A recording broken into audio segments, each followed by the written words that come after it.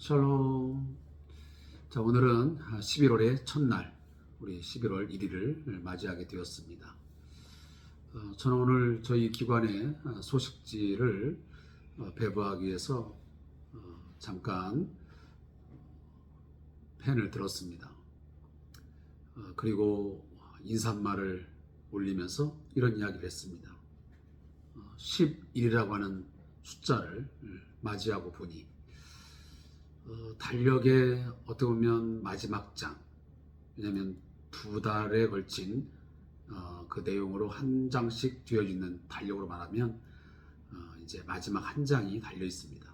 따라서 아쉬운 마음도 있고 또한 우리의 마음을 참 조급하게 하는 그런 달이기도 합니다. 아무쪼록 우리 모두가 다 2024년도를 잘 마무리하는 그런 시간들로 삼았으면 좋겠고요. 더더욱이 우리는 하나님의 은혜에 감사하는 마음으로 그렇게 당해야 될 것입니다. 사랑하는 성도 여러분, 물론 이제 우리 주변에 많은 관광지에 단풍이 들어져 있고 그러면서 향락객들이 있는 그러한 시간과 또 상황들이지만 이 상황 속에서 우리가 더욱더 긴장하고 좀 정돈된 그런 시간들의 삶을 살았으면 좋겠습니다. 자, 오늘은 우리가 11월 1일을 맞이하면서 이 큐티 내용이 그동안 했던 내용과는 달라지게 되어 있습니다. 어제까지는 고린도 후서를 우리가 묵상을 했고요. 오늘부터는 에레미야 48장의 내용을 함께 나누게 되었습니다. 이 주상 교재를 편찬하고 있는 이 아가페 출판사에서 계속적으로 이렇게 연결되다 보는 하기보다는 중간중간 또 달마다 말씀을 달리하고 있습니다. 정확한 이유는 제가 알 수는 없지만 어쨌든 우리가 주어진 말씀을 잘 묵상하고 이 말씀 가운데서 삶의 교훈들을 받았으면 좋겠습니다. 자, 먼저 우리 기도하면서 성령님의 인도하심을 구하겠습니다.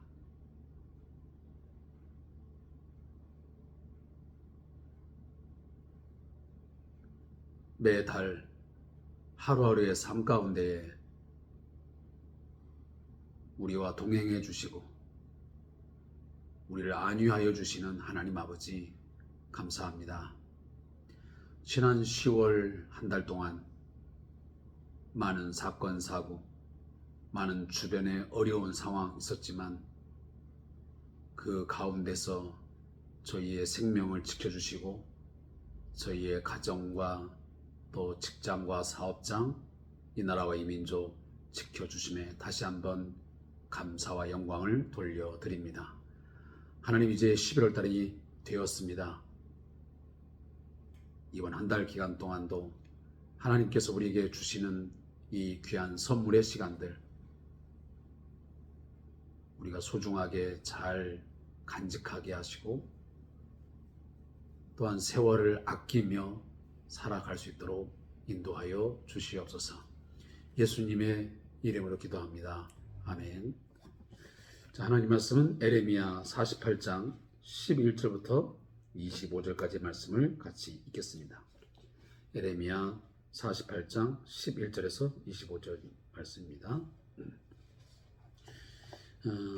같이 말씀을 읽어 나가도록 하겠습니다.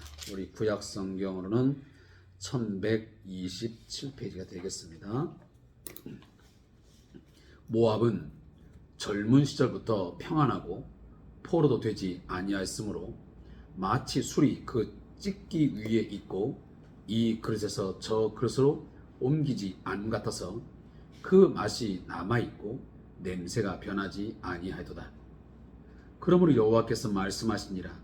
날이 이르리니 내가 술을 옮겨 담는 사람을 보낼 것이라. 그들이 기울여서 그 그릇을 비게 하고 그 병들을 부수리니 이스라엘 집이 베델을 의뢰함으로 수치를 당한 것 같이 모압이 그못으로 말미암아 수치를 당하리로다. 너희가 어찌하여 말하기를 우리는 용사요 능란한 전사라 하느냐. 만군의 여호와라 일컫는 왕께서 이와 같이 말하노라. 모압이 황폐하여도다. 그 성읍들은 사라졌고 그 선택받은 장정들은 내려가서 죽임을 당하니 모압의 재난이 가까웠고 그 고난이 속히 닥치려다. 그의 사면에 있는 모든 자여, 그의 이름을 아는 모든 자여, 그를 위로하며 말하기를 어찌하여 강한 막대기 아름다운 지팡이가 부러졌는고 할지니라. 디본에 사는 딸아, 내 영화에서 내려와 메마른 데 앉으라. 모압을 파멸하는 자가 올라와서 너를 쳐서 내 요새를 깨뜨렸음이니라. 이로다. 아로엘에 사는 여인이여, 길가에 서서 지키며 도망하는 자와 피하는 자에게 무슨 일이 생기는지 물을지어다.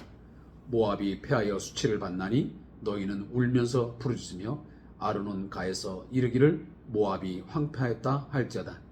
심판이 평지에 이르렀나니 곧 홀론과 야사와 메밧과 디본과 드보와 벳디블라임다임과 기랴다임과 벳가물과 벳무온과 기리옷과 보스라와 모압 땅 원근 모든 성배로다. 모압의 뿔이 잘렸고 그 팔이 부러도도다. 여호와의 말씀이니라. 아멘.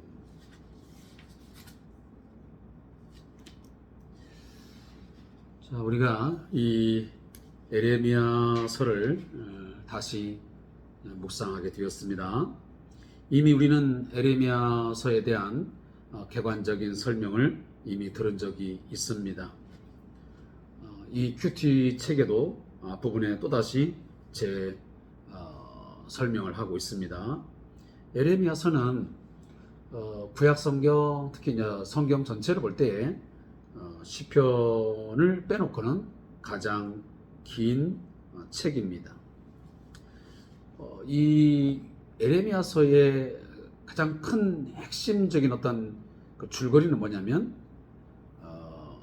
하나님의 백성이 하나님 앞에 죄를 짓고 회개하지 아니함으로 인해서 하나님의 공의의 심판을 받아 멸망을 한다고 하는 사실입니다.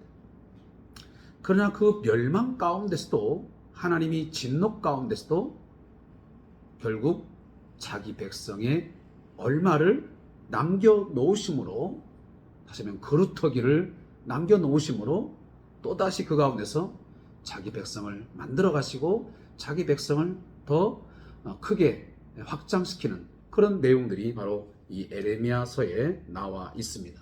그래서 죄, 심판, 후원이라고 하는 큰 틀에서 메시지가 요약될 수 있습니다.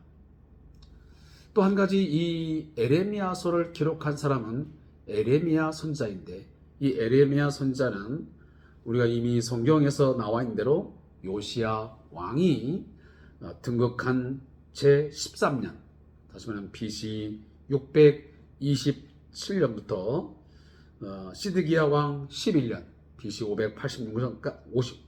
586년까지 약 40년간 사역을 하게 됩니다.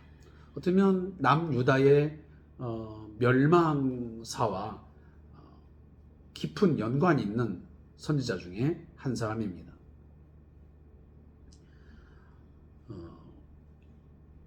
하루로 말한다면 이제 정오를 지나서 거의 한 4시, 5시, 6시 하루가 이제 저물어가는 일몰, 국가의 모든 그 상황들이 이제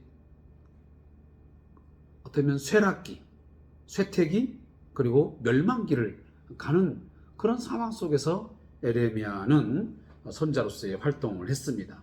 따라서 그 남유다의 이 멸망에 대해서 예언하면서 그는 깊은 고민과 또 고뇌, 또 아픔과 고통, 어떤 슬픔을 이야기하고 있습니다. 그래서 우리는 그의 애칭으로 눈물의 선자다 이렇게 말하기도 합니다. 또 한 가지는 그는 중재자 역할을 충실히 감당을 합니다. 늘 하나님께서 주시는 말씀을 받아서 선포하면서도 끊임없이 뭔가 자기 백성, 하나님 백성의 그 회개를 촉구하는 그런 중재자의 메시지를 감당하는 것이 바로 이 에레미야의 역할이었습니다. 자, 그런 정도로 우리가 정리를 하고 오늘 본문으로 한번 들어가 보겠습니다. 자, 본문에 보면 이 모압이 나오고 있습니다. 모압. 우리가 이 에레미야서를 쭉 우리가 지금 묵상하면서 마지막 부분에서 지금 그동안은 이 남유다의 멸망과 관련된 이야기를 했다면 46장부터는 애굽, 블레셋, 그리고 지금 나오는 모압, 또 뒤에 나오는 암몬, 이러한 이스라엘, 다시는 이스라엘과 남유다를 둘러싸고 있는 그 주변 국가의 이 죄에 대한 심판, 그 멸망을 이야기하고 있습니다. 결국은 북이스라엘과 남유다 뿐만 아니고 그 주변국 이방인까지도, 이방 국가조차도 하나님께서는 그 죄에 대해서 철저하게 신문하시고 그 죄에 대해서는 하나님께서 그 대가를 반드시 물으신다는 말씀입니다. 결국 이 죄에 대한 심판에서 예외자는, 또 예외되어지는 백성들은 있지 않다라는 것을 말씀합니다. 사랑하는 성도 여러분, 제가 어제도 이미 말씀을 통해서 전했지만 그리스도의 심판대 앞에 우리는 반드시 설 날이 올 것입니다. 그때에는 대한민국 사람뿐만 아니고 온 세계의 모든 사람들이 다 그 심판대 앞에 설 수밖에 없습니다. 그때에는 돈이 있느냐 없느냐, 신앙생활을 30년 했냐 50년 했냐, 신앙의 연수, 또 직분이 무엇이었느냐, 또 사회적인 신분이 무엇이었느냐, 그가 가진 권력이 무엇이었느냐, 그런 것들이 심판의 기준 아닙니다. 절대 아닙니다. 하나님의 공의의 심판을 결국은 받게 될 터인데, 그렇게 함으로 하나님은 모든 자의 하나님 되심을 선포하시는 것입니다. 단순히 어느 특정한 사람, 특정 민족의 하나님만이 아니라 모든 열방, 모든 열국의 하나님 되심이 드러나고 말 것입니다. 따라서 오늘도 본문은 모압까지도 하나님의 심판에서 예외가 될 수 없음을 말씀합니다. 구약성에 보면 모압은 어떤 족속입니까? 우리가 아는 대로 모압과 암몬은 과거에 정말 부끄러운 역사 가운데 나온 족속입니다.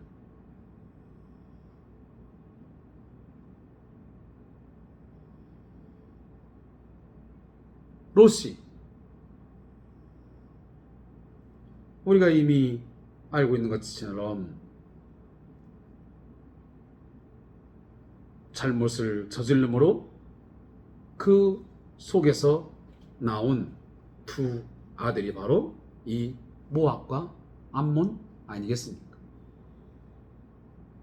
근데 이 모압은 보니 여기 보니까 젊은 시절부터 평안하고 포로도 되지 아니하였으므로 마치 술이 그 찢기 위에 있고 이 그래서 저것으로 옮기지 않은 것 같아서 그 맛이 남아있고 냄새가 변하지 아니했다. 자, 이게 무슨 말이냐면 모압은 당시에 굉장히 천혜의 요새지에, 다시 말하면 적으로부터 쉽게 침략당하지 않을 그런 위치를 갖고 있었습니다. 다시 말하면 지정학적으로 고원지대에 위치를 했기 때문에 천혜의 요새지였습니다. 우리가 지도를 보시면 알겠지만, 따라서 지금 외세의 침략이 거의 없었기 때문에 포로로 잡혀가는 일이 없었습니다. 따라서 안정을 누렸고 평안을 누리는 삶을 살았습니다. 이것이 그들로 하여금 자만 교만함에 이르게 했고 안일한 삶을 살게 했던 것입니다. 또한 이 모압은 그모스라고 하는 우상, 우리가 잘 알고 있는 이 몰렉, 몰록, 또 밀곰이라고 지칭되어지는 이것은 다른 신이 아닙니다. 똑같은 신인데 불려지는 이름만 그렇게 다르게 되어 있습니다. 그래서 우리 이 모압에서는 그모스라고 하지만 암몬 지방에서는 바로 이 몰록, 몰렉이라고 했고 또 밀곰이라고도 이렇게 말을 했습니다. 이 신은 굉장히 잔인하고 포악한 그러한 신이었습니다. 그러니까 그 민족들이 섬기는 신이었다 그 말이에요. 그 우상을 철저하게 숨겼습니다.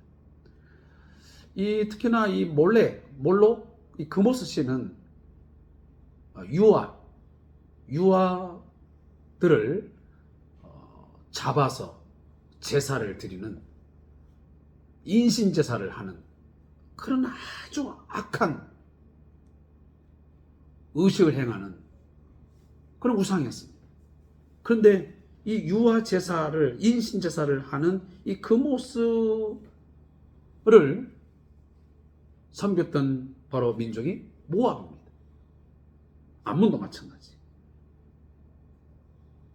그렇기 때문에 하나님께서는 그 모압에 대해서 심판하심으로 누구를? 바벨론의 느부갓네살 왕을 불러들여서 오늘 본문에 나와 있는 걸 보면 10절에 보면 내가 술을 옮겨 담는 사람을 보낼 것이다. 여기 지금 내가 술을 옮겨 담는 사람 이게 누구냐면 바로 바벨론의 느부갓네살 왕이에요. 결국은 BC 582년에 이 느부갓네살 왕에 의해서 멸망을 합니다. 그들은 천의 요새지이고 그동안 포로로 끌려간 적도 없고 안정적인 삶을 살았지만 결국은 하나님이 그 죄에 대해서 심판을 하심으로 멸망을 하게 되었다. 그런 말입니다.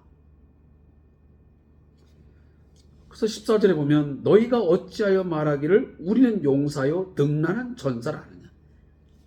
이게 모압 족속들의 자만과 교만이었습니다. 우리는 용사다. 우리는 능란한 전사다. 절대로 우리는 멸망하지 않는다. 어느 누가 우리를 침략한다 할지라도 우리는 거기에서 패배할 수 없다.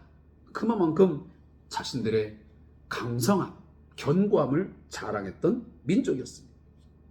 그런데 그 바로 모압이 하나님의 심판을 받아 죄에 대해서 우상 숭배의 죄를 받아 황폐하게 되고 성읍이 완전히 사라지게 되는 그런 지경이 되었음을 오늘 본문이 말하고 있습니다. 그래서 모압의 재난이 가까웠고 그 고난이 속히 닥치로다. 곧 닥쳐질 이 모압의 멸망을 예언하는 것이 이 내용들입니다. 좀 더 뒤에 보면 어찌하여 강한 막대기 아름다운 지팡이가 부러졌노. 그래서 모든 사면에 있는 자들이 그렇게 견고했던 그 모압이 강한 막대기 같은 정말 부러지지 않을 것 같은 그러한 막대기가 어떻게 저렇게 부러졌는가 하며 조롱하고 어떻게 보면 놀랄 그런 일이 곧 닥쳐질 것을 말씀합니다. 그리고 여기 지금 뒤에 나오는 디본에 사는 딸아, 아류에 사는 여인이여, 이거 전부 다 나오는 말들은 지금 여기 나오는 디본, 또 여기 보면 아로엘, 이런 지명들은 다 전부 다 이 모압에서 중요한 하나의 지역들의 이름입니다. 다소 상당히 중요한 도시였지만은 이 외세의 침략으로 인해서 모든 사람들이 다 결국은 피난을 가야 했고, 그리고 큰 위기에 빠졌음을 오늘 본문이 말씀하고 있는 것입니다. 결국은 무능한 나라, 그리고 하나님 앞에서 결국 심판받아 완전히 끝이 나는 그러한 종국을 맞게 되었음을 오늘 본문이 우리에게 말씀하고 있습니다. 자, 말씀을 이제 정리하겠습니다. 사랑하는 성도 여러분, 제가 앞전도 말씀드렸지만 하나님은 특정한 누구 한 개인 또 어느 나라 민족만의 신이 아니십니다. 모든 열방, 모든 민족, 모든 열국의 하나님이심을 우리는 믿습니다. 그가 모든 민족, 모든 나라를 통치하시고 다스리고 있으심을 우리는 한치도 의심할 수 없습니다. 그분은 지금도 모든 나라에 대해서, 모든 민족에 대해서, 모든 사람에 대해서 죄를 묻고 계시고 그 죄에 대해서 돌이키지 아니하며 끝까지 교만하고 또 자만할 때는 그 대가를 지불하게 하십니다. 끝까지 버티는 자에게는 멸망밖에는 없을 것이고 돌이키는 자에게는 긍휼과 은혜가 베풀어 주셔서 또 새로운 도약, 또 새로운 시작의 길을 하나님께서 열어주시는 것입니다. 하나님의 심판에서 벗어날 수 있는 사람 아무도 없음을 꼭 기억하셔야 됩니다. 그리고 그 심판의 강도는 우리가 생각했던 것보다 훨씬 더 강하고 또 심각합니다. 그런 점 우리가 마음에 새기면서 우리가 물론 하나님의 은혜와 사랑에 대해서 감사하고 또 안정적으로 또 평안한 삶을 사는 것도 중요하지만 동시에 우리는 하나님께서 죄에 대하여 얼마나 강하게 질책하시고 심판하신지를 알아 두렵고 떨리는 마음으로 우리가 우리의 삶을 살아가야 된다고 하는 그런 중요한 이 밸런스가 있는 그런 삶을 우리가 좀 살았으면 좋겠습니다. 그래서 사랑의 하나님과 또한 심판의 하나님을 뭔가 징계하시고 좀 강하신 그런 하나님에 대한 두 가지를 동시에 묵상할 수 있으면 좋겠습니다. 우리 다 같이 저자의 묵상을 읽고 말씀을 정리하겠습니다. 고대 이집트 무덤에서 5,000년 전 봉인된 포도주 항아리가 발견되어 뉴스가 된 적이 있습니다.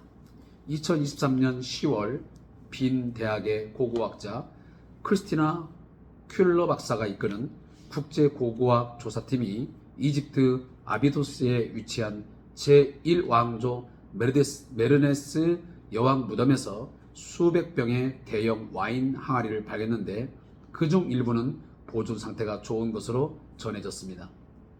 큘러 박사는 와인은 더 이상 액체 형태가 아니었고 레드 와인인지 화이트 와인인지 알 수 없다라고 밝혔습니다. 본문은 한 번도 포로로 잡혀간 적이 없이 평안한 삶을 누린 모압을 술에 비유합니다.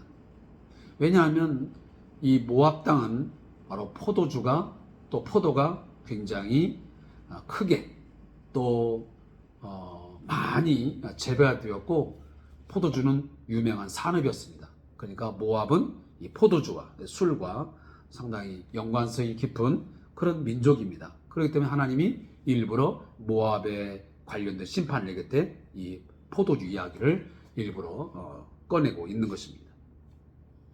술이 제대로 숙성되면 이 병 저 병으로 옮기지 않고 한 병에 오래 두어야 합니다. 따라서 모압이 딱 그런 상태였습니다. 하지만 하나님은 그런 모압을 심판하기 위해서 술을, 다시 말하면 술병을 기울여 가지고 옮겨 담아 다른 병으로 옮기게 하는 그런 사람을 보내겠다고 선언하십니다. 그리고 실제로 모압의 대표적인 도시 디본의 백성은 영화로운 자리에서 내려와 메마른 데 앉아야만 했습니다. 이 병에서 저 병으로 포도주를 옮겨서 그 포도주가 변질되고 그리고 가치가 없는 그런 것으로 변하게 만들어버렸다. 그런 것입니다. 하지만 상품 가치가 없게 만들어버린 것입니다. 게다가 그들을 보호해야 할 금오스신은 오히려 수치를 안겨주었습니다. 하지만 그들이 숭상했던, 숭배했던, 그들이 자신들의 삶을 보호해줬다고 믿었던 그 금오스 신이 큰 수치를 안겨줬다 그 말이에요. 그걸 누가 한 것입니까? 하나님이 그렇게 하신 것입니다. 그래서 금오스 신의 헛됨, 그것이야말로 바로 우상이었음을 하나님이 똑똑하게 보여주시는 것입니다. 이처럼 하나님은 안일함과 교만함과 나태함에 빠진 사람을 지금도 술을 옮기듯 옮기시는 것입니다. 결국은 심판하심으로 하나님의 의로우심, 하나님의 공의를 드러내시고 또 죄인에 대해서는 죄의 그런 처벌을 통해서 연약함을 깨닫게 하시고 죄를 깨닫게 하시는 하나님의 그런 일하심이 드러나는 것입니다. 자, 기도하겠습니다. 우리의 반석이시여, 때로는 우리의 죄에 대해서 철저하게 심판하심으로 그 의로우심을 드러내시고 우리로 하여금 죄를 깨닫게 하시고 뉘우쳐 다시 하나님께로 돌이킴으로 새로운 삶을 살게 하시는 하나님 아버지, 고맙습니다. 오늘 이 모압의 죄에 대한 심판, 그것에는 멸망, 그 결과로 인한 수치, 이런 내용들을 묵상하면서 다시 한번 하나님이 어떤 분이신지 깨닫게 하시고 지금 우리들이 어떠한 삶을 살아야 되는지 묵상하는 귀한 시간 되게 해 주시옵소서. 예수님의 이름으로 기도합니다. 아멘.